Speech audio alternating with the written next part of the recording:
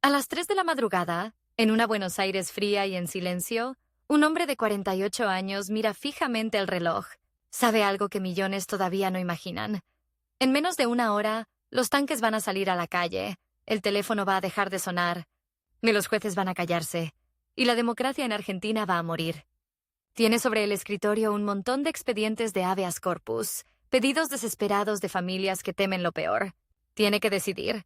¿Seguir presentándolos, desafiando a los militares que están a punto de tomar el poder? ¿O proteger a su familia, guardar silencio y esperar a que pase la tormenta? Ese hombre se llama Raúl Alfonsín, y le queda muy poco tiempo para elegir de qué lado de la historia va a estar. Pero esta noche no se entiende sin viajar muchas décadas atrás, a un pueblo de tierra y viento, donde un chico de traje corto y mirada obstinada empieza a descubrir que las palabras pueden ser más peligrosas que las balas. Chascomús, provincia de Buenos Aires, 1927. Un pueblo donde el tren marca el ritmo del día y el polvo de las calles se mezcla con el murmullo de los almacenes. Ahí nace Raúl Ricardo Alfonsín, hijo de un gallego serio, trabajador, dueño de un pequeño comercio, y de una madre que intenta suavizar con afecto la dureza de la vida de campo. Desde chico, Raúl escucha dos lenguajes en casa: el de las cuentas, los números, la austeridad, y el lenguaje del honor, de la palabra, empeñada que no se rompe aunque todo se venga abajo. De día va a la escuela. De noche se queda escondido detrás del mostrador del almacén familiar, oyendo las discusiones de los mayores. Escucha a los estancieros hablar de política, a los peones quejarse en voz baja, a los viejos inmigrantes recordar guerras y hambre. Aún no lo sabe, pero allí, entre bolsas de harina y frascos de caramelos, empieza a formarse su oído político. Aprende que el miedo tiene un tono particular, que la injusticia se reconoce en el silencio incómodo que sigue a un chiste cruel. Un día, en la escuela, un maestro humilla a un compañero por ser pobre, por llegar con los zapatos rotos. El aula se ríe. El chico baja la mirada. Raúl, que también tiene sus propias carencias, siente algo que lo quema por dentro. No tiene poder, no tiene cargo, ni siquiera tiene años suficientes para votar, pero levanta la mano y desafía al maestro. No lo hace con un grito. Lo hace con una frase cortante, lógica, tan directa que deja al adulto sin respuesta. Lo castigan. Lo mandan al rincón. Pero mientras mira la pared, una idea se le clava para siempre. Un solo argumento bien puesto puede desarmar a quien parece más fuerte. El país, mientras tanto, es un océano agitado. Golpes, gobiernos débiles, promesas que se rompen como vidrio. Cuando aparece Juan Domingo Perón, con su carisma arrollador y sus multitudes en las plazas, el mapa político se parte en dos. Para muchos, Perón es la esperanza. Para otros, una amenaza. Chascomús no es la excepción. El pueblo se llena de banderas, de discusiones en las veredas, de familias enteras que dejan de hablarse por pensar distinto. Y el chico que discutía con el maestro ahora tiene que aprender a discutir con todo un pueblo. Raúl se acerca a la Unión Cívica Radical, el partido de Irigoyen, de la tradición republicana, de la idea de que el poder debe tener límites. No es la opción más fácil. El peronismo llena plazas.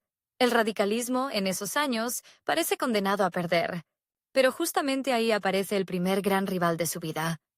No es una persona, es una fuerza política que parece invencible, que domina los sindicatos, los barrios, las emociones. Es el peronismo. Es ese adversario que siempre tendrá más recursos, más gritos, más volumen. Y sin embargo, Raúl decide enfrentarlo, con una herramienta que muchos subestiman: un discurso racional, incorruptible, casi obstinado. Antes de ser político de tiempo completo, tiene que enfrentar otra prueba: el servicio militar. Le toca el ejército. Uniforme, disciplina, órdenes sin explicación. Pero a diferencia de muchos, él presta atención a las sombras que se mueven detrás de los cuarteles. Oye a oficiales hablar con desprecio de los civiles, de los partidos, de poner orden en el país con mano dura. Es un secreto a voces. Los militares se sienten los verdaderos dueños de la patria. Raúl aprende otro idioma, el del autoritarismo que se disfraza de patriotismo. Luego viene la universidad. La Plata lo recibe con un aire distinto. Cafés llenos de estudiantes, bibliotecas, murales, marchas. Estudia Derecho. Descubre nombres que lo marcarán para siempre: Rousseau, Montesquieu, Alberdi, y descubre algo más inquietante: que en los códigos y en las constituciones no solo hay palabras bonitas, también hay herramientas concretas para frenar al poder cuando éste se desboca. Mientras muchos viven la vida universitaria como una etapa pasajera, él siente que está reuniendo armas. no de metal, sino de papel y tinta. En los pasillos de la facultad, la política lo atrapa por completo. Participa en la juventud radical, discute hasta la madrugada, escribe panfletos, organiza reuniones clandestinas cuando la represión se hace sentir. Para entonces, el peronismo ya domina el escenario nacional con una fuerza aplastante. En las elecciones, los radicales parecen pelear con ondas contra un ejército de tanques. Pero es en la derrota donde Raúl descubre otra cosa. La resistencia paciente, el trabajo de hormiga de recorrer barrio por barrio, casa por casa, intentando convencer sin prometer milagros. Vuelve a Chascomús convertido en abogado. La gente del pueblo lo ve distinto. Ya no es solo el hijo del gallego del almacén. Ahora es el joven letrado que se atreve a enfrentarse a los poderosos. Defiende a sindicalistas perseguidos, a vecinos sin recursos, a pequeños comerciantes que chocan contra la burocracia. No se enriquece. Al contrario, muchas veces cobra poco o nada, pero gana otra cosa más importante: credibilidad. La gente empieza a decir, si lo dice Alfonsín es cierto. Y eso, en política, es más valioso que cualquier billete. Su rival, mientras tanto, también está ahí, en forma de un caudillo peronista local, rodeado de punteros y favores, que promete empleo, subsidios, beneficios inmediatos. Es un duelo desigual. El caudillo reparte cosas. Raúl solo ofrece instituciones, leyes, decencia. Uno compra fidelidades con bolsas de comida. El otro las construye con argumentos. Cada elección es una batalla. Muchas veces pierde. Pero cada vez que se apagan las luces del comité radical y los militantes guardan las banderas, él se queda pensando en otra cosa. En cómo cambiar las reglas del juego para que el voto no sea solo miedo o necesidad. En 1958, da un salto. Se convierte en diputado provincial. Sale del escenario chico para entrar en un tablero un poco más grande, donde la política ya no se juega solo con apretadas de bar, de pueblo, sino con maniobras en la legislatura, presiones desde Buenos Aires, llamados de militares que hacen sentir su respiración en la nuca del sistema político. Allí, Alfonsín confirma algo que ya intuía. La rivalidad en Argentina nunca será solo entre partidos. Siempre habrá un tercer actor, en la sombra, listo para tirar la mesa si los resultados no le gustan. Las Fuerzas Armadas. Pasan los años, se suceden gobiernos breves, golpes, proscripciones. En 1963, Raúl llega al Senado provincial. El país parece un laboratorio de fracasos. Cuando la política civil intenta avanzar, los uniformes intervienen. Un nuevo golpe, en 1966, instala la dictadura de Onganía. Las universidades son intervenidas. La noche de los bastones largos deja imágenes brutales de profesores golpeados, libros destruidos, laboratorios saqueados. La idea de que las Fuerzas Armadas pueden poner orden con eficiencia se cae a pedazos, pero el miedo crece. En este contexto, Alfonsín se radicaliza en un sentido peculiar. No hacia la violencia, sino hacia una defensa más feroz de la democracia. Mientras la izquierda armada abraza las armas y los sectores más conservadores aplauden mano dura, él se planta en un lugar incómodo, casi solitario. El de decir que ningún proyecto vale una sola picana, ningún orden justifica una sola persona desaparecida. Esa palabra, desaparecido, todavía no es la herida abierta que será después. Pero él ya sospecha lo que se avecina si el país sigue en esa pendiente. En los 70, mientras la violencia política crece, él apuesta a algo que a muchos les parece ingenuo: a las instituciones, a los tribunales, a los organismos de derechos humanos. En 1975 participa en la creación de la Asamblea Permanente por los Derechos Humanos. No es un gesto simbólico. Es un acto de desafío directo a todos los que creen que la solución de los problemas argentinos pasa por torturar, censurar, matar. Una vez más, su rival no es solo el peronismo en el poder, ni los grupos armados, ni la derecha civil. Su rival es la idea misma de que el más fuerte siempre tiene razón. Y entonces volvemos a aquella madrugada de 1976. La democracia tambalea. Isabel Perón está aislada, acorralada. El golpe es un secreto a voces. Alfonsín, en su estudio jurídico, siente la cuenta regresiva. Sabe que cuando los militares tomen el poder, los tribunales se convertirán en una fachada, que los habeas corpus serán papeles que nadie leerá, que los jueces se volverán cómplices por acción u omisión. Sabe, sobre todo, que quienes se atrevan a seguir defendiendo a los perseguidos se van a convertir ellos mismos en posibles desaparecidos. Sobre la mesa, los expedientes se amontonan como pequeños gritos de auxilio. no son casos abstractos. Son nombres, rostros, familias que han pasado por su oficina con los ojos rojos de llorar. Tiene amigos que le aconsejan prudencia. Raúl, piensa en tus hijos. No te metas tanto, espera a que esto pase. Algunos incluso le recuerdan algo cruel. Sus rivales políticos, esos peronistas con los que se ha peleado toda la vida, también están siendo perseguidos. Los militares no distinguen banderas. Persiguen a cualquiera que pueda molestar. El tiempo corre. Faltan minutos para que comiencen los comunicados en cadena nacional anunciando la reorganización del país. ¿Qué hace? Podría replegarse, dedicarse a casos menores, esperar que la tormenta amaine. Podría cuidar su pellejo, apostar a sobrevivir para pelear otro día. Pero hay una escena que no lo deja. La de aquel maestro humillando a su compañero pobre en la escuela de Chascomús. Si se cayó entonces, ¿qué le queda? Respira hondo, firma los recursos, los presenta. No sabe si van a servir. Sabe que lo están marcando. En los años siguientes, la dictadura que se instala esa madrugada va a desaparecer a miles de personas. La cifra exacta se discutirá por décadas, pero los testimonios de Picana, vuelos de la muerte, centros clandestinos, bebés robados, se convertirán en un catálogo de horror. Frente a ese monstruo, el joven que discutía en un aula de pueblo se transforma en una figura incómoda para el régimen.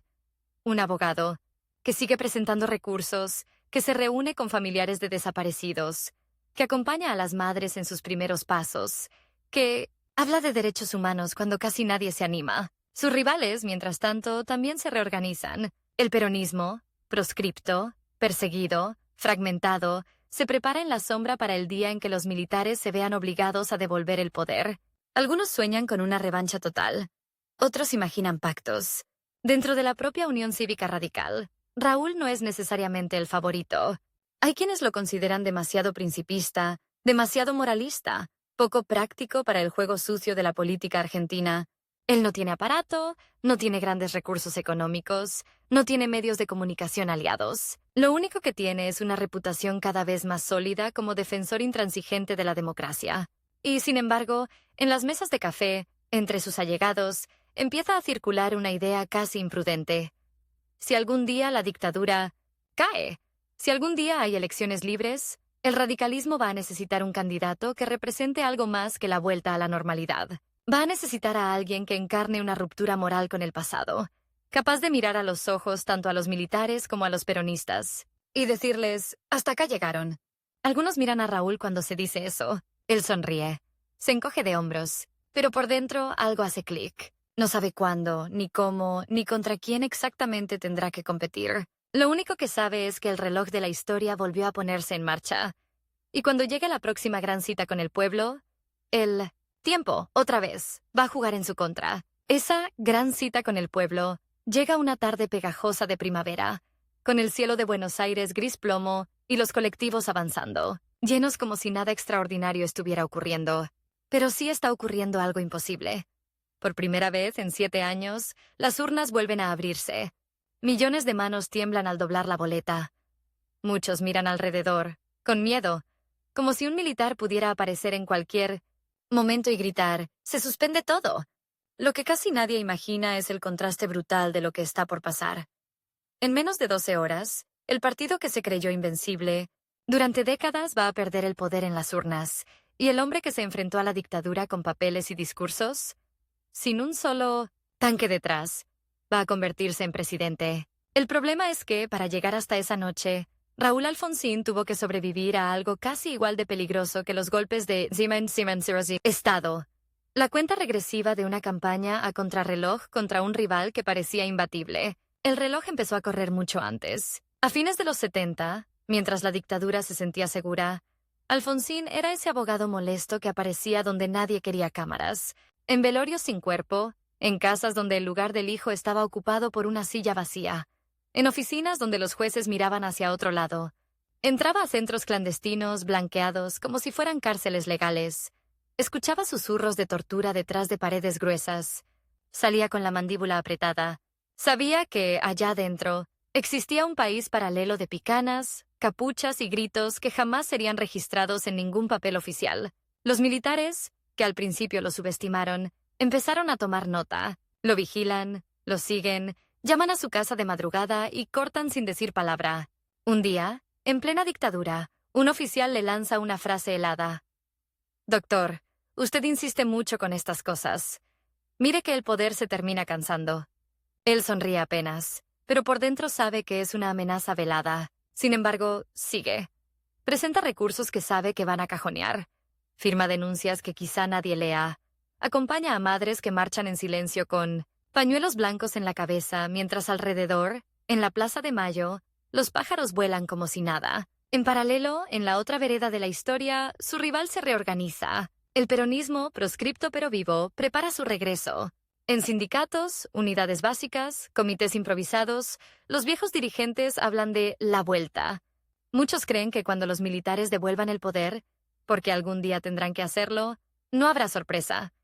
El pueblo, agradecido, pero cansado, volverá a votar al partido que conoce, al que llenó plazas en los 40, al que repartió trabajo, vacaciones, aguinaldo. Entre esos dirigentes peronistas se destaca un nombre, sobrio, serio, con respaldo de aparato: Ítalo Luder. Para casi todos los analistas, el futuro presidente natural. En la Unión Cívica Radical, en cambio, nada parece natural. El partido llega a los 80 fragmentado, envejecido, lleno de heridas internas. Hay una línea nacional más conservadora, con figuras que crecieron a la sombra del viejo caudillo Ricardo Balbín, y hay un sector renovador, más joven, más audaz, que mira a Alfonsín como alguien capaz de representar algo distinto. Pero incluso dentro de su propio partido, muchos lo consideran un soñador peligroso. Habla demasiado de derechos humanos, murmuraban algunos. Eso no da votos. El primer gran giro de la historia llega con una decisión delirante de la Junta Militar: recuperar las Islas Malvinas a sangre y fuego, para tapar la crisis económica y el creciente desprestigio. Abril de 1982. Multitudes en las plazas gritan: ¡Argentina, Argentina! Cadenas nacionales repiten mapas con flechas patrióticas.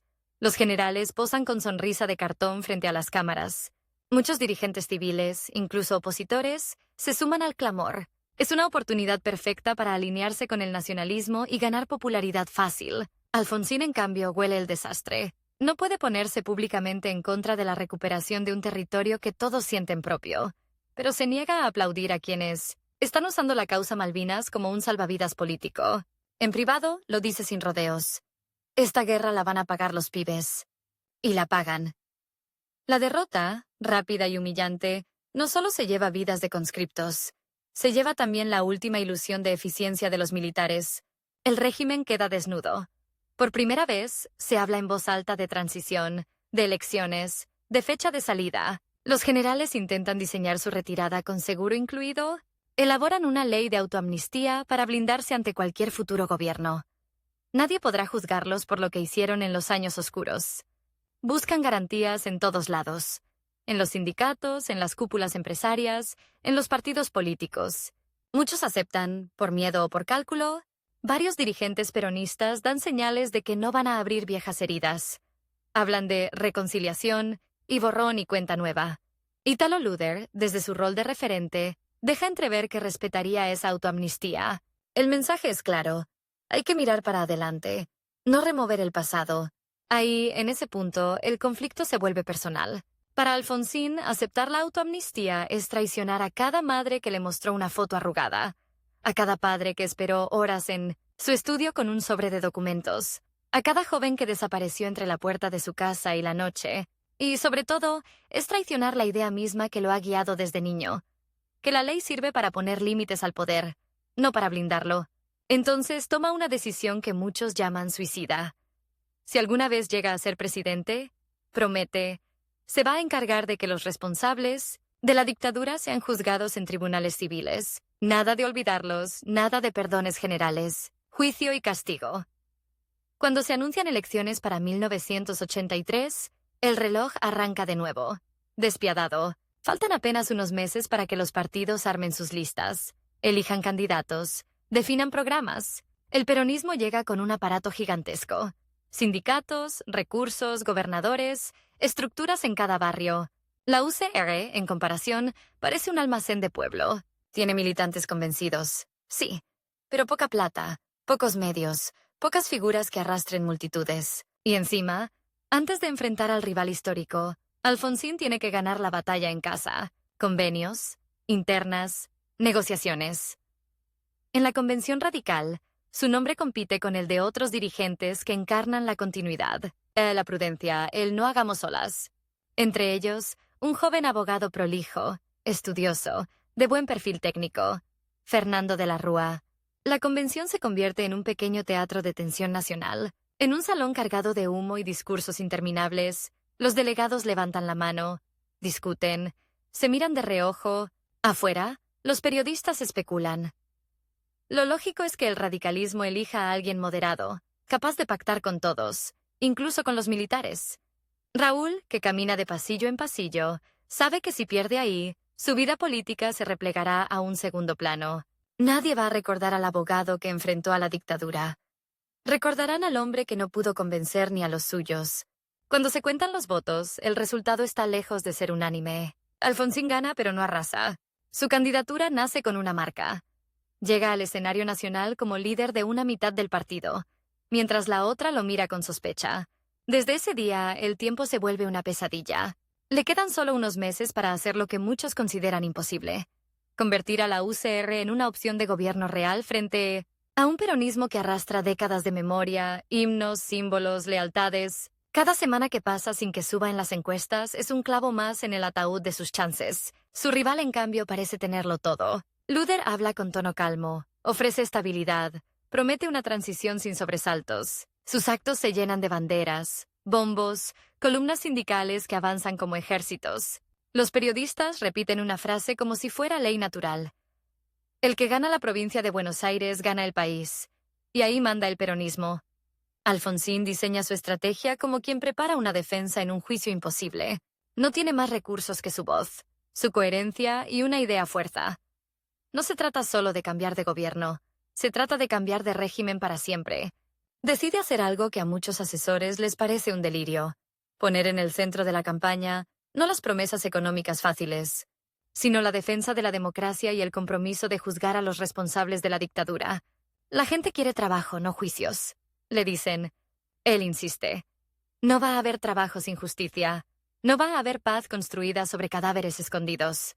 Las giras de campaña son agotadoras. Un auto viejo, horas de ruta, hoteles baratos, actos en clubes de barrio donde las luces apenas aguantan. A veces el sonido falla.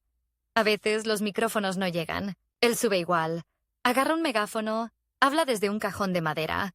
En rostros cansados por la inflación y el miedo, empieza a ver algo nuevo. Curiosidad.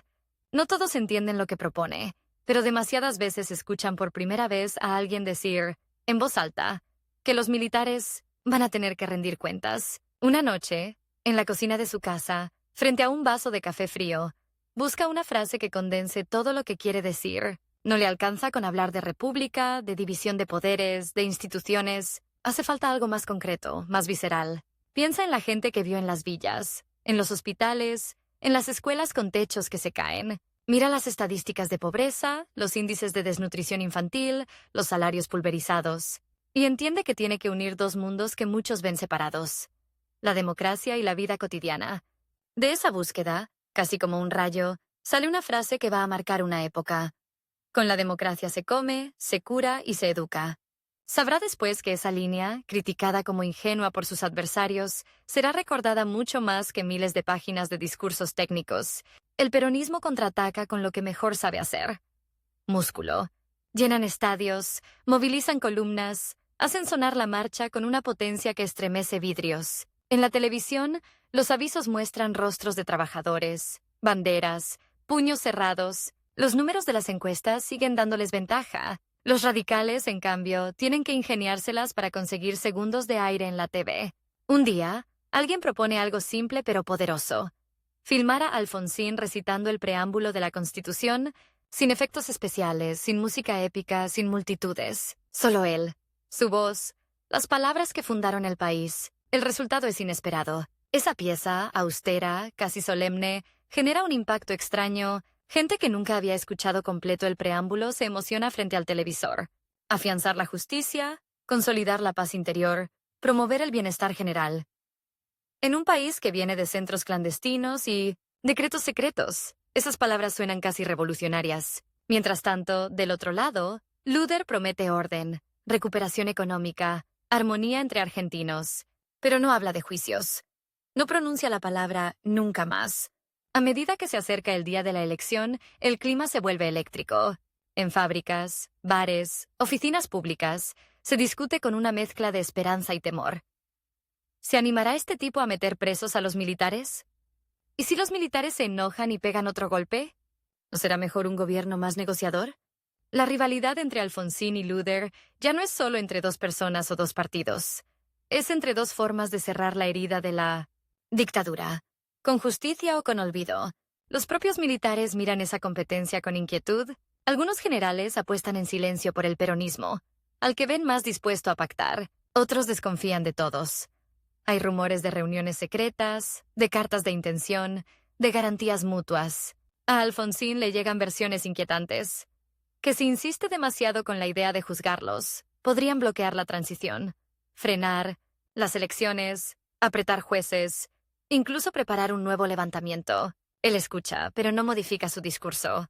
Cambiar ahora sería admitir que, en el fondo, también le tiene miedo al uniforme. Llega por fin el 30 de octubre de 1983. Desde temprano las escuelas se llenan de colas. Ancianos que vivieron demasiados golpes de Estado caminan despacio, casi como si tuvieran miedo de que la historia vuelva a interrumpirlos. Jóvenes que nunca habían votado miran la boleta con una mezcla de orgullo y desconcierto. Algunos guardan el comprobante como si fuera un trofeo. En un departamento sencillo, sin lujos desmedidos, Alfonsín sigue la jornada rodeado de su familia y un puñado de dirigentes.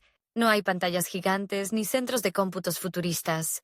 Hay radios encendidas, televisores de tubo, papeles con anotaciones. Oficialmente, recién a la noche se conocerán los resultados, pero los datos empiezan a filtrarse antes. Los primeros partes, desde el interior profundo, no son alentadores. En varios bastiones peronistas, el justicialismo muestra ventaja. Alguien, nervioso, comenta: «Es lógico, allá el aparato es fuerte». Nadie lo dice en voz alta, pero el temor se instala. ¿Y si, después de todo, la ola peronista vuelve a cubrirlo todo? ¿Y si esta campaña por la democracia, por los juicios, por la ética, termina en un gesto noble pero derrotado? Las horas pasan lentas. Relojes en las paredes, relojes en las muñecas, relojes en las radios que anuncian la hora cada media hora, como un martillo. Cada minuto que pasa sin datos claros parece una eternidad. El giro se produce entrada la noche, cuando empiezan a llegar resultados del conurbano y de las grandes ciudades. Allí, donde el peso de la dictadura se sintió con crudeza, donde los desaparecidos tienen nombres y apellidos que todos conocen, la apuesta por la democracia plena empieza a imponerse. Mesa tras mesa, el conteo se inclina hacia la boleta de la UCR. En la televisión, los comentaristas, que venían repitiendo fórmulas prudentes, se ven obligados a reconocerlo. Señoras y señores, la elección está dando una sorpresa.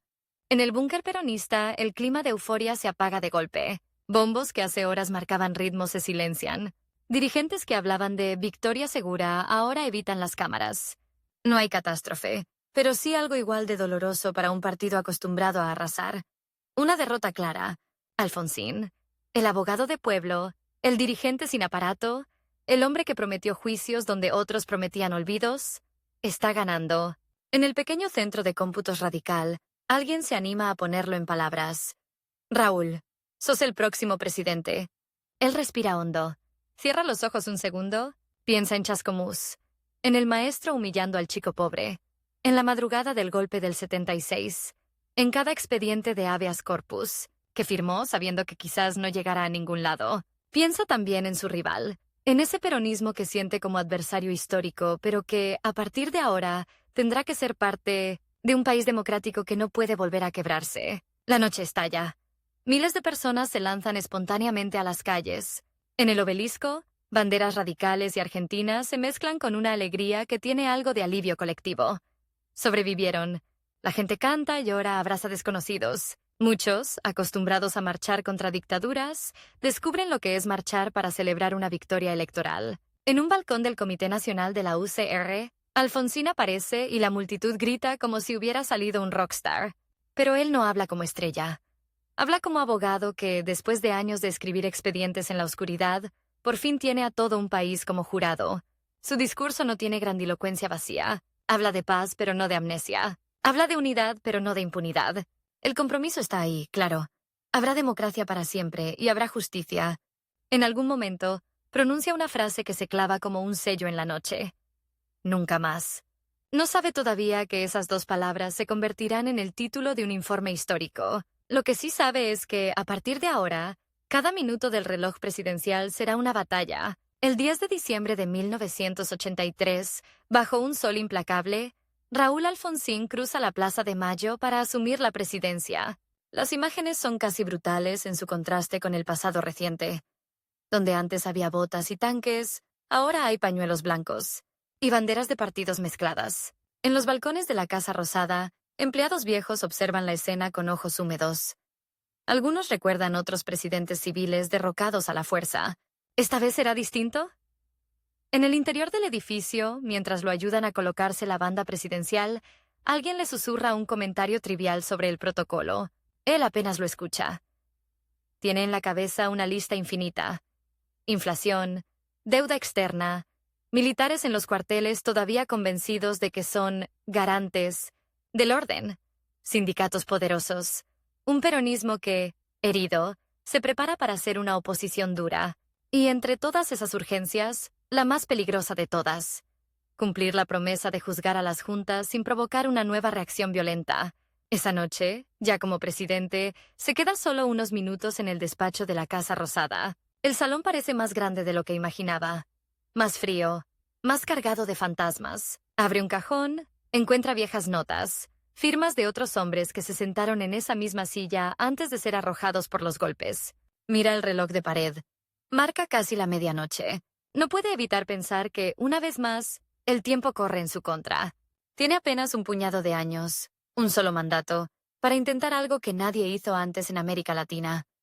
Juzgar a los dueños recientes, de las armas, reconstruir una democracia frágil y demostrarle, no solo a sus rivales políticos, sino también a los generales que todavía lo observan desde las sombras, que el poder, esta vez, no va a volver a salir de los cuarteles. Y que la palabra empeñada aquella noche de campaña, esa que muchos consideraban imposible, está a punto de ponerse a prueba frente a todo un país. La primera gran traición de la historia es silenciosa y brutal. Nadie le había dicho a Raúl Alfonsín que ganar las elecciones era la parte fácil. La noche del 30 de octubre había parecido un final feliz. En realidad era el inicio de una cuenta regresiva despiadada. Cuando se apagan los cantos, cuando las banderas vuelven a los placares y las cámaras de televisión se apagan, queda algo mucho menos épico y mucho más incómodo. Un país casi quebrado, unas fuerzas armadas que no aceptan haber perdido el poder y un rival político, el peronismo, que solo está herido, no muerto. Y todo eso tiene que ser enfrentado en un plazo estrictamente marcado por el calendario. Un solo mandato, unos pocos años para intentar que la democracia deje de ser una excepción y se convierta en costumbre. En esos primeros días de gobierno, el contraste es cinematográfico. Afuera, en la Plaza de Mayo, miles de personas siguen pasando a saludar al presidente de la democracia. Adentro, en los despachos, los papeles muestran cifras obscenas. Inflación descontrolada, reservas del Banco Central casi inexistentes, deuda externa gigantesca, empresas públicas convertidas en agujeros negros. Los economistas de confianza le acercan gráficos con curvas que se disparan hacia arriba como cohetes fuera de control. Algunos se anima a decirlo sin metáforas. Si no hacemos algo drástico, en 2 o 3 años esto explota. El reloj vuelve a latir fuerte, esta vez en forma de índices, vencimientos y fechas límite. Pero antes incluso de tocar la economía, Alfonsín decide cumplir la promesa que lo trajo hasta ahí y que lo pone en la mira de los sectores más peligrosos del país. Apenas 5 días después de asumir, firma los decretos que ordenan el juicio a las juntas militares. Deja en claro que no habrá tribunales militares, no habrá autojuicio, no habrá simulacro. Serán juzgados por la justicia civil, a la vista de todos. Es una escena tensa. Mientras él estampa su firma, varios asesores piensan en voz baja que está empujando a los generales contra la pared demasiado rápido. Pero para él la demora sería otra forma de traición. Para poder juzgar, primero hay que saber, y por eso crea la Comisión Nacional sobre la Desaparición de Personas. La CONADEP, un grupo de ciudadanos, escritores, religiosos, científicos, abogados, se sienta a escuchar el horror, Cada testimonio es una bomba de tiempo que estuvo años enterrada bajo la alfombra del miedo. Hombres que cuentan cómo los colgaban desnudos de ganchos de carne. Mujeres que relatan partos en cautiverio. Chicos que recuerdan haber sido llevados a dormir al sótano mientras arriba sonaban gritos ahogados por la radio al máximo volumen. Las oficinas de la comisión se llenan de carpetas. En la tapa de cada una, un nombre. Adentro, una vida quebrada. Mientras tanto, en los cuarteles, los aplausos de 1982 se convierten en murmullos de resentimiento. Hay oficiales jóvenes que jamás pensaron que iban a tener que sentarse en el banquillo. Hay coroneles que miran la televisión con sitotsam, los puños cerrados cuando escuchan la palabra nunca más. Algunos generales se reúnen en salones discretos, forman grupos internos, se juramentan no dejar que los humillen. Empiezan a circular listas negras, rumores de conspiraciones, amenazas veladas. A veces son llamadas anónimas a la Casa Rosada. Otras son frases casuales en reuniones protocolares. Presidente, conviene no estirar demasiado la cuerda. En ese clima cargado, el juicio a las juntas comienza en 1985. Es un espectáculo terrible y fascinante. Frente a jueces de traje oscuro, en un tribunal pequeño y austero, se sientan los hombres que, durante años, dieron órdenes que nadie se atrevía a cuestionar: Jorge Videla, Emilio Macera, Roberto Viola, entre otros. En los pasillos del edificio, familiares de desaparecidos se cruzan con militares de civil, con periodistas, con curiosos. En la sala, un silencio espeso se corta solo con la voz de los testigos. A mi hermano lo subieron a un Ford Falcon verde y no lo vimos más, dice una mujer. Un conscripto cuenta cómo vio arrojar cuerpos al río desde un avión. Cada relato es un golpe seco contra el mito de la guerra limpia. Las imágenes del juicio recorren el mundo. Periódicos extranjeros ponen en tapa algo que pocos creían posible: una joven democracia juzgando a sus antiguos verdugos sin derramar una gota de sangre. En Washington, en París, en Madrid, los analistas se preguntan cuánto puede durar semejante osadía. En los cuarteles, la pregunta es otra: ¿cuánto están dispuestos a soportar? Y en las sedes del Partido Justicialista, el peronismo observa con una mezcla de incomodidad y cálculo. Muchos de sus dirigentes siguen defendiendo la teoría de los dos demonios. Otros, más pragmáticos, se dicen que quizá no convenga quedar del lado equivocado de la historia. En paralelo, la economía no espera. La inflación muerde el salario de los trabajadores como un animal hambriento. Los sindicatos, dominados por un peronismo que se recompone rápidamente, agitan banderas y redoblan bombos. Saúl Ubaldini, líder de la CGT, emerge como el nuevo rival ruidoso de la Casa Rosada. Mientras Alfonsín trata de consolidar la democracia en los tribunales, Ubaldini organiza huelgas generales que vacían fábricas y oficinas públicas. Es un pulso feroz. El presidente llama al sacrificio responsable para salir de la crisis. El sindicalista retruca con paros y una frase que se escucha en cada marcha: con la democracia no se come, no se cura, no se educa, si no hay salario digno. Ese choque no es solo económico, es político. El peronismo, que perdió en las urnas, encuentra en la calle su territorio natural. Cada vez que la CGT convoca, los actos parecen una revancha de la derrota del 83. Las columnas avanzan hacia el centro con banderas azules y blancas, pero los cánticos suelen apuntar al presidente radical. Se va a acabar. Se va a acabar. La dictadura de Alfonsín. Gritan algunos con cinismo, usando la palabra dictadura contra quien se jugó la vida para terminar con la verdadera. En las encuestas, la imagen del gobierno sube y baja al ritmo de los precios y los paros. Consciente de que no podrá sostener el país solo con épica democrática, en 1985 Alfonsín apuesta todo a un giro drástico: el Plan Austral. Es un golpe de efecto diseñado para frenar de un zarpazo la inflación. Cambia la moneda, pone topes a los aumentos, congela tarifas y precios. El anuncio se hace en cadena nacional, con gráficos y explicaciones técnicas. Pero detrás de cada curva hay algo mucho más simple: la esperanza de que el ticket del supermercado deje de subir de un día para el otro. Y al principio, funciona. La inflación se desploma, el consumo respira. La gente compra billetes nuevos con la palabra Austral y los mira como un símbolo de resurrección. Ese respiro se traduce en política. En las elecciones legislativas de 1985, la Unión Cívica Radical vuelve a ganar. En el búnker oficialista hay abrazos, lágrimas, una sensación extraña. Por primera vez en décadas, un gobierno democrático parece consolidarse en el poder sin apelar a proscripciones ni decretos de facto. El peronismo, obligado a mirar desde la oposición, entra en crisis interna. Aparece una nueva generación de dirigentes, la renovación peronista, con figuras como Antonio Cafiero, que proponen un partido menos vertical, menos ligado a los viejos caciques sindicales. El rival se reorganiza en la sombra, afila sus estrategias para la próxima batalla electoral. En el exterior, otro frente decisivo se abre.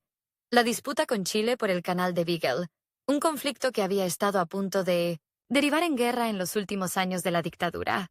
Las Fuerzas Armadas argentinas, todavía doloridas por Malvinas, miran con desconfianza cualquier intento de ceder soberanía. Alfonsín decide hacer algo inédito: convocar a un plebiscito para que la ciudadanía decida si acepta o no la propuesta de paz. Es una apuesta arriesgada. Si lo rechazan, quedará debilitado dentro y fuera del país. Si lo aceptan, sellará una paz duradera, pero enfrentará el enojo de los sectores más nacionalistas. El día del plebiscito, millones vuelven a las urnas. Esta vez no para elegir personas, sino para elegir entre la paz y la posibilidad latente de un conflicto. La campaña está cargada de imágenes duras. Fotos de soldados en la nieve, mapas con puntos rojos en el extremo sur, relatos de familias que perdieron hijos en Malvinas. Cuando se cuentan los votos, el sí a la paz triunfa con amplitud.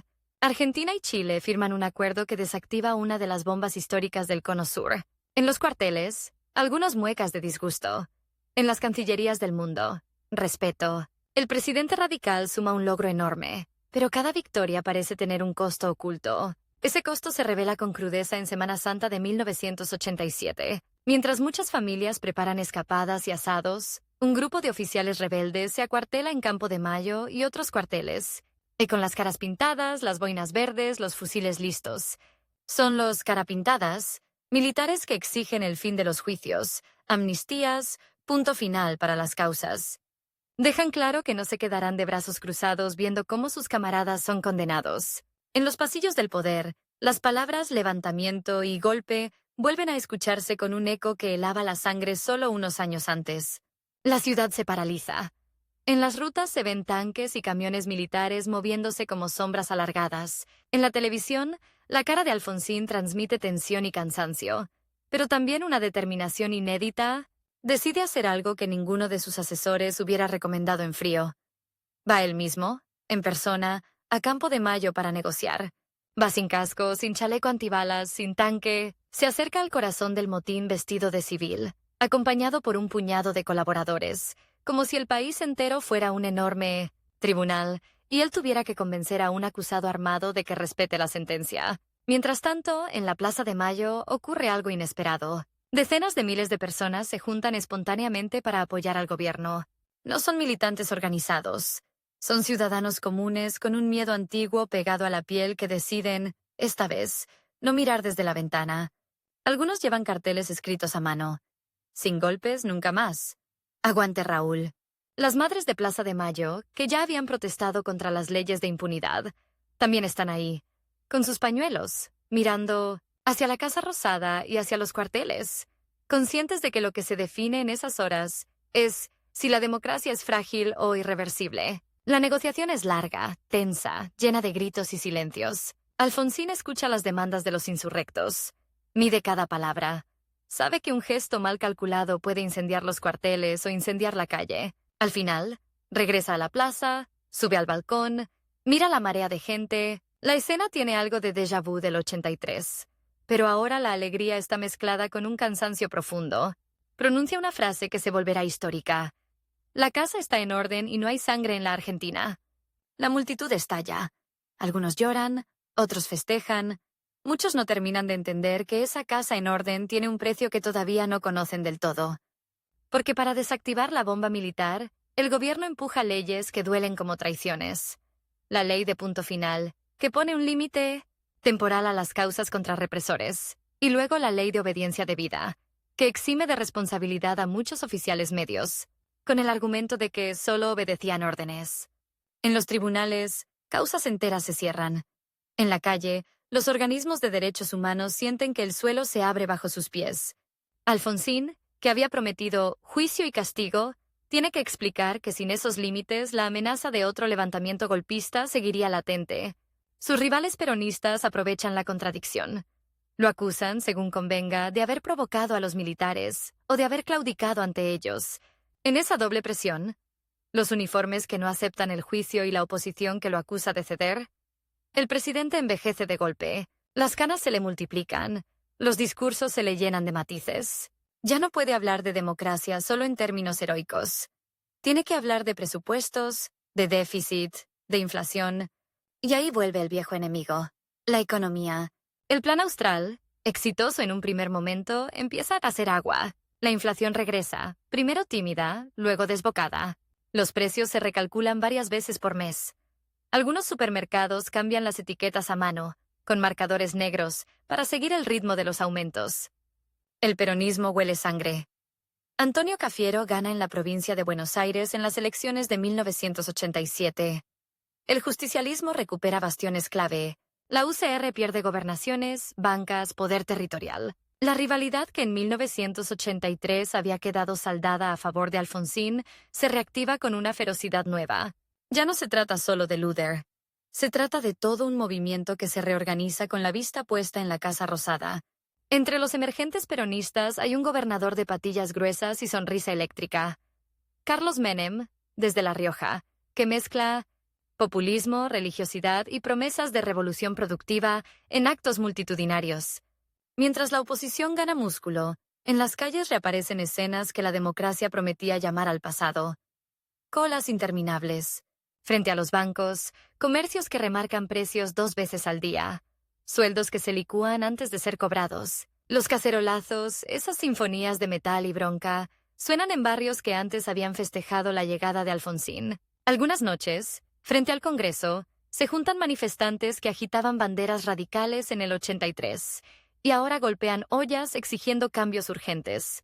La consigna, con la democracia se come, se cura y se educa, es de vuelta con ironía amarga en carteles y grafitis. El presidente intenta nuevas recetas económicas, cambia ministros, lanza planes, negocia con el Fondo Monetario Internacional. Cada acuerdo tiene contraprestaciones duras. Ajuste del gasto público, congelamiento de salarios, aumentos de tarifas. Los sindicatos peronistas, que nunca dejaron de presionar, encuentran más motivos para convocar huelgas. Cada paro general es un golpe a la imagen del gobierno y un ensayo de fuerza de cara a la próxima elección presidencial. En las reuniones de la UCR se respira un clima de urgencia. Si no se encuentra una salida rápida a la crisis, el partido corre el riesgo de quedar marcado como el que trajo la democracia pero dejó el país hecho trizas. En medio de ese torbellino, se aprueban reformas que, en otro contexto, habrían sido hitos celebrados durante semanas. La ley de divorcio vincular, por ejemplo, que permite a miles de argentinos rehacer su vida legalmente, enfrenta resistencias de la Iglesia y del conservadurismo, pero finalmente se sanciona. La ampliación de derechos civiles, la consolidación de la libertad de prensa, la autonomía creciente de provincias y municipios. Todo. Eso ocurre durante la presidencia de Alfonsín, pero el ruido de la hiperinflación y los levantamientos militares tiende a taparlo. En los noticieros siempre hay un dato más urgente que el voto de una ley. El tiempo, ese enemigo que lo persigue desde la campaña, ahora parece acelerar de forma cruel. Faltan todavía años para completar el mandato, pero hay días en los que todo su entorno siente que el gobierno envejece por meses en una sola jornada. Las reuniones de gabinete se extienden hasta la madrugada. Sobre la mesa, siempre la misma pregunta, dicha con palabras distintas. ¿Llegamos? Llegar no significa solo terminar el mandato. Significa hacerlo sin que la democracia se rompa, sin que el peronismo vuelva arrasando por la bronca social, sin que los militares vuelvan a aparecer como salvadores. Las encuestas comienzan a marcar una caída sostenida de la imagen presidencial. Los mismos medios que lo mostraban como héroe civil en 1985 ahora resaltan cada tropiezo. El peronismo, con Menem ya como figura emergente nacional, promete cambio, modernidad, salariazo y revolución productiva. Muchos trabajadores, agotados, sienten que ya no tienen tiempo para seguir apostando por un proyecto que, aunque noble, no llena la heladera. La rivalidad entre Alfonsín y sus adversarios justicialistas deja de ser ideológica para volverse visceral. En cada discurso, en cada acto, se juega en el sentido de los años recientes. Mientras observa ese escenario, Alfonsín entiende algo que pocos líderes admiten en voz alta. Puede que él no llegue. Lo importante es que llegue la democracia. Empieza a considerar escenarios impensables para un presidente latinoamericano acostumbrado a aferrarse al poder hasta el último minuto. En la soledad de Olivos, mira el calendario, repasa las fechas de vencimientos de deuda, las negociaciones con el FMI, las encuestas, la tensión creciente en la calle. Sabe que la elección de 1989 será un plebiscito brutal sobre su gobierno y, de algún modo, sobre la propia idea de que, con la democracia, se come, se cura y se educa. Las noches se llenan de insomnio y de relojes que parecen hacer más ruido que nunca. Cada tic-tac le recuerda que su mandato tiene un final fijo, pero también que la crisis podría adelantarlo todo. En el horizonte asoma un adversario peronista carismático y audaz, dispuesto a prometer lo que sea con tal de ganar. Y del otro lado, un pueblo agradecido por los juicios, por las libertades, pero agotado por la inflación y el miedo al futuro. En esa encrucijada, el abogado de Chascomús, el hombre que se atrevió a sentar en el banquillo a los dueños de las armas, se prepara, sin saberlo del todo, para una de las decisiones más difíciles de su vida política: elegir entre resistir hasta el último día o entregar antes el bastón y la banda para evitar que la democracia, esa criatura frágil que ayudó a nacer, se quiebre bajo el peso insoportable de la crisis. Para un presidente, hay algo peor que perder una elección: mirar por televisión cómo el país se incendia antes de entregar el mando. Raúl Alfonsín está a punto de descubrir que su verdadera batalla no termina en la Casa Rosada. Empieza cuando se ve obligado a salir de ella antes de tiempo. El reloj ya no marca solo el fin de su mandato. Marca la cuenta regresiva de una democracia recién nacida que puede morir de golpe. O de hambre. Y enfrente, como siempre, el mismo fantasma con rostro nuevo: el peronismo, ahora encarnado en un riojano de patillas gruesas que promete milagros mientras la moneda se derrite entre los dedos de la gente. En 1989, la campaña es casi cruel. De un lado, un gobierno agotado, con ministros que entran y salen como si las puertas giratorias del Banco Central estuvieran en la Casa Rosada. Del otro, Carlos Menem, que recorre el país en caravanas interminables, agitando las manos, prometiendo salariazo y revolución productiva, abrazando a todo el mundo como si ya fuera presidente. Las multitudes peronistas, otra vez, cantan con una confianza que roza la venganza. Volveremos, volveremos, volveremos otra vez. Alfonsín sabe que su figura, tan asociada al juicio a las juntas y a la primavera de la democracia, ahora carga también con la hiperinflación y los precios que suben más rápido que cualquier discurso. La elección de mayo es implacable. La Unión Cívica Radical presenta a Eduardo Angelos, un dirigente serio, con trayectoria. Pero el clima social ya decidió otra cosa. Los votantes no eligen solo candidatos. Eligen quién creen que puede detener la pesadilla diaria de ir al supermercado con un sueldo, que se vuelve papel sin valor en cuestión de horas. Menem gana con claridad. Esa noche, en la sede del PJ, los bombos suenan como truenos. En el búnker radical, el silencio pesa toneladas. Alfonsín sale a reconocer la derrota con calma republicana. Habla de transición ordenada, de continuidad institucional, de respeto al veredicto popular. Nadie imagina que, pocos días después, la realidad va a dinamitar ese guión civilizado, porque mientras la transición avanza en los papeles, la economía cruza una línea invisible. La hiperinflación deja de ser un número técnico y se transforma en algo que se ve, se huele, se palpa en la calle. Los precios se remarcan 2, 3 veces en un mismo día. Algunos comerciantes ya ni cambian las etiquetas, directamente ponen pizarras y escriben con tiza, para borrar y volver a escribir cada pocas horas. Los billetes se cuentan en fajos que no alcanzan para una bolsa de compras. Hay salarios que se pagan en bolsas de consorcio llenas, de australes que valen menos que el plástico que los contiene. El tiempo, otra vez, actúa como enemigo. Si cobras el viernes y vas al mercado el lunes, ya perdiste. La escena más brutal llega con los saqueos. En ciudades como Rosario, San Miguel de Tucumán, el conurbano bonaerense, grupos de personas desesperadas irrumpen en supermercados y almacenes. No son bandas organizadas al estilo cinematográfico. Son familias enteras peleando por un paquete de fideos, por botellas de aceite, por leche en polvo. Las cámaras de televisión muestran góndolas vacías, vidrieras rotas, empleados llorando, vecinos cargando bolsas de comida mientras atrás se escucha un grito que mezcla culpa y necesidad. Tengo hambre, tengo chicos. Es el tipo de imagen que perfora cualquier discurso político. El gobierno radical, que había prometido que con la democracia también se comía, Ahora mira cómo la necesidad golpea la puerta a patadas. En Olivos, las reuniones se vuelven dramáticas. Se discuten medidas de urgencia, se negocia con el Fondo Monetario, se llama a empresarios, se reúnen gobernadores. Pero la sensación es que todo llega tarde, que la inflación corre más rápido que los decretos, que la desconfianza ya ganó. Los peronistas, mientras tanto, juegan un doble papel. Por un lado se preparan para asumir, por el otro marcan cada falla del gobierno saliente. En algunos discursos, Menem habla de caos radical. Dirigentes justicialistas deslizan que así no se puede llegar a diciembre.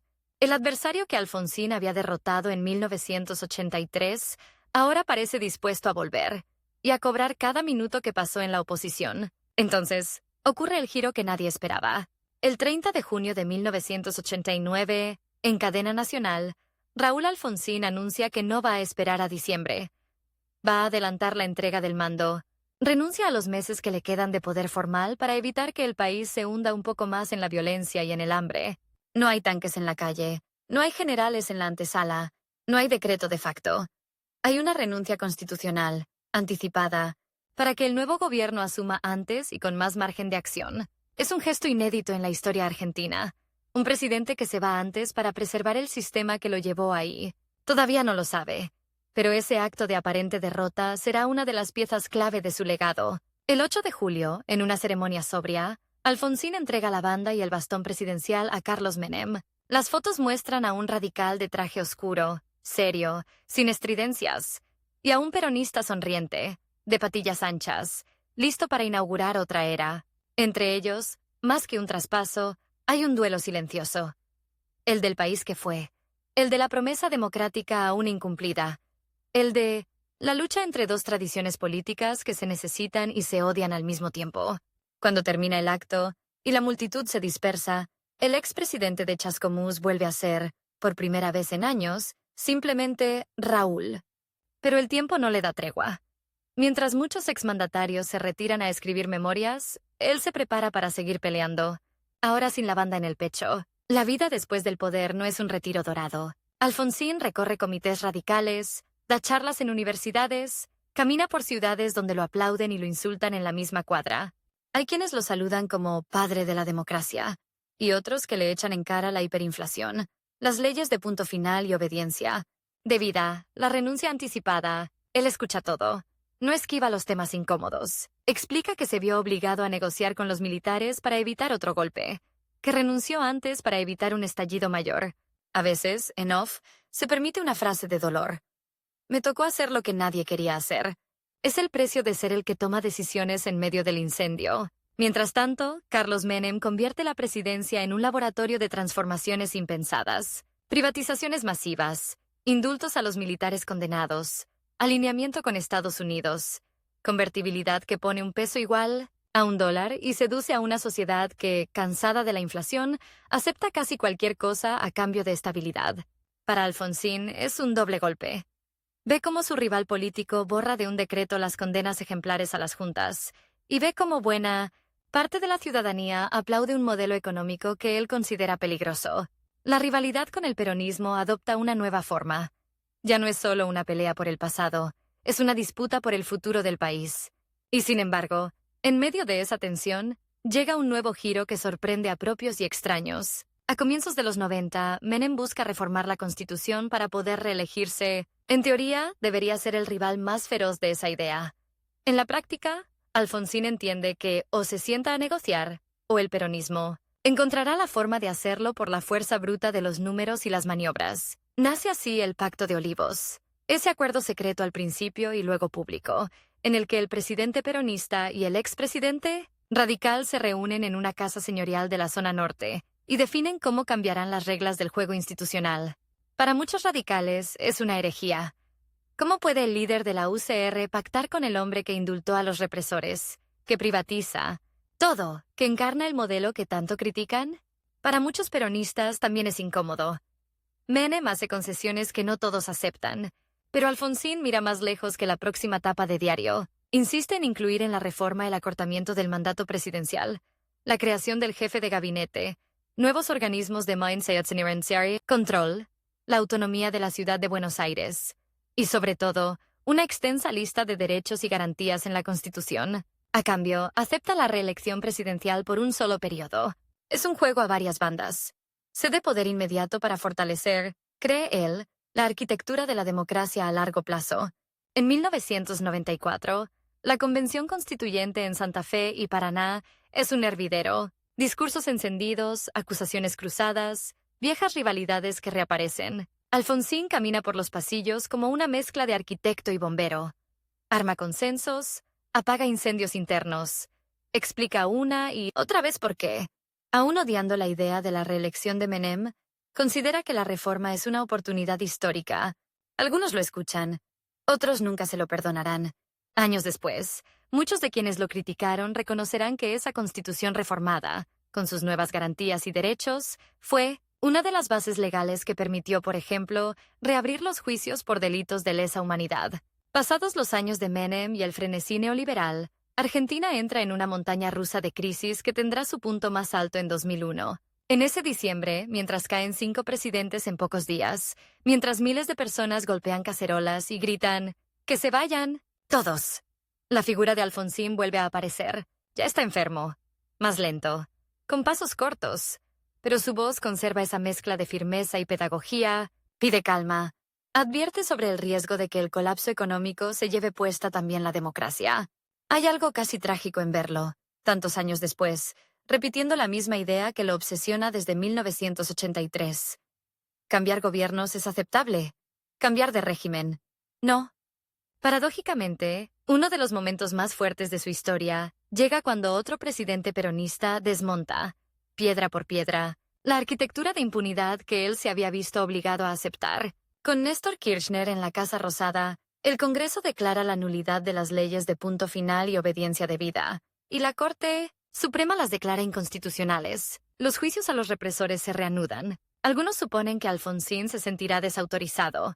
Él, en cambio, confiesa alivio, reitera que firmó esas leyes para evitar un nuevo golpe, pero celebra que en un contexto distinto puedan ser barridas del mapa jurídico. Es un raro caso de líder que admite en público que las decisiones más duras de su gobierno pueden y deben ser superadas por una democracia más madura. Ese reconocimiento cruzado, el peronismo retomando la bandera de derechos humanos que Alfonsín levantó primero, y el radicalismo aceptando esos avances, agrega un giro inesperado a la vieja rivalidad. Los enemigos históricos empiezan a compartir, con matices y disputas, un consenso básico.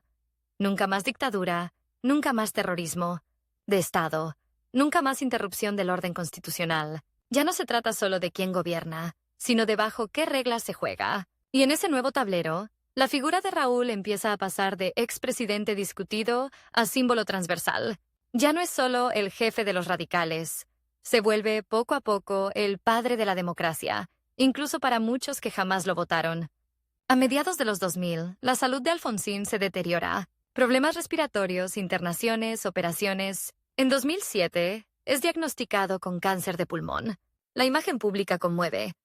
Aquel hombre de voz potente que llenaba plazas ahora aparece en silla de ruedas, más flaco, el pelo blanco, completamente, pero con una mirada que sigue siendo intensa. Aún así, no se retira del todo. Aparece en actos partidarios, manda mensajes grabados, recibe a jóvenes militantes que lo visitan casi como quien va a ver a un maestro antes del examen final. El tiempo, otra vez, le marca un límite implacable. Ya no se trata de completar un mandato, sino de aprovechar los últimos años. Quizá los últimos meses, para dejar claros sus mensajes. En las noches de Olivos, muchos años antes, su preocupación era no llegar al final del mandato. Ahora, en su departamento de la Avenida Santa Fe, la pregunta es otra. ¿Qué va a quedar de todo esto cuando yo ya no esté? No es una duda narcisista, es una inquietud política. Se pregunta si las nuevas generaciones van a entender que no fue natural que un general se siente en el banquillo, que no fue inevitable, que los tanques se quedaran en los cuarteles, que alguien tuvo que firmar decretos incómodos, soportar presiones, perder elecciones, y renunciar antes de tiempo para que ahora parezca obvio que los problemas se resuelven con votos y no con bayonetas. El 31 de marzo de 2009, esa cuenta regresiva personal llega a cero. Raúl Alfonsín muere en su departamento, rodeado por su familia, a los 82 años. La noticia se expande como un rayo por radios, canales de televisión, celulares. De pronto, las viejas discusiones se suspenden. El gobierno decreta duelo nacional. El Congreso se transforma en una capilla ardiente donde miles de personas hacen fila durante horas para despedirlo. Hay dirigentes radicales, peronistas, socialistas, gente sin partido. Hay pañuelos blancos de las madres y abuelas, banderas argentinas con la inscripción «Gracias, Raúl», carteles improvisados con fibrones sobre cartón. Los mismos pasillos donde se gritaron discursos feroces ahora se llenan de silencio respetuoso. El entierro en la Recoleta tiene algo de escena fundacional. Mientras el féretro avanza, la multitud rompe el silencio con cánticos que mezclan el estilo futbolero con la gratitud política. Se siente. Alfonsín está presente. Raúl, querido, el pueblo está contigo. Lo más llamativo no son las banderas radicales, naturales en ese contexto, sino las peronistas que también se agitan. El viejo rival, el movimiento que lo combatió en las urnas, en el Congreso, en las calles, ahora se inclina frente a su ataúd. En una de las imágenes más simbólicas de la historia reciente, dirigentes peronistas y radicales se abrazan, lloran juntos y reconocen que, con todos sus errores y contradicciones, ese hombre hizo algo que cambió para siempre el tablero donde ellos juegan. A partir de ese día, el nombre de Raúl Alfonsín se instala en plazas, avenidas, escuelas, bibliotecas, estaciones de tren. Su figura aparece en murales, en remeras, en documentales, en memes que recuperan su frase: «Con la democracia se come, se cura y se educa», pero ahora sin ironía, como horizonte todavía pendiente. Cada 10 de diciembre, en los actos por el Día de la Democracia, su imagen vuelve a las pantallas gigantes, y los discursos de presidentes de diferentes partidos lo mencionan como el punto de partida obligado. Es como si el país, después de tantos años de discutirlo, hubiera llegado a un consenso mínimo. Si hoy se cambian gobiernos con votos, y ya nadie sueña con un golpe salvador, es en buena medida porque hubo un abogado de Chascomús que se obstinó en que fuera así. Tal vez su legado más profundo no esté en una ley específica, ni en una reforma constitucional, ni siquiera en el juicio a las juntas, por monumental que haya sido. Tal vez esté en algo menos tangible pero más poderoso. La idea de que la democracia es precisamente el lugar donde los rivales se enfrentan sin destruir las reglas del juego, que se puede perder una elección, adelantar una entrega de mando, pactar con un adversario ideológico, admitir errores, corregirlos, y aún así seguir jugando dentro de la misma cancha. Que la política no es un campo de batalla para exterminar al otro, sino una discusión tensa y a veces feroz sobre cómo vivir juntos. En un país acostumbrado a los atajos, a los salvadores de uniforme o de traje, a las soluciones mágicas que terminan en catástrofe, en la vida de Raúl Alfonsín funciona como una especie de advertencia y promesa al mismo tiempo. Advertencia de que la democracia no garantiza felicidad inmediata ni estabilidad económica automática. Promesa de que, aún así, es el único sistema que permite corregir el rumbo sin fusiles ni desaparecidos. Su gran rival, el peronismo, sigue siendo protagonista central de la política argentina. Su partido, la UCR, alterna entre protagonismos y crisis. Pero por encima de esa puja, hay algo que permanece. Desde 1983, todos, radicales, peronistas, nuevos partidos, compiten bajo la misma luz incómoda y necesaria de un sistema que él ayudó a encender. Y ese quizás sea el último giro de esta historia. El hombre que perdió el poder entre saqueos y billetes que no valían nada. El presidente, que se vio obligado a firmar leyes que lo atormentaron y a renunciar antes de tiempo, termina siendo recordado como el que le ganó la batalla más difícil al adversario más poderoso de todos. La lógica de la violencia política en la Argentina. El tiempo, que tantas veces fue su enemigo, al final se pone de su lado. Décadas después de aquel 30 de octubre en el que una multitud gritó su nombre en la Plaza de Mayo, muchos jóvenes que ni siquiera habían nacido cuando gobernó repiten, sin saberlo, la apuesta que lo definió. Cambiar todo lo que haga falta, pero hacerlo siempre, una y otra vez, dentro de la democracia.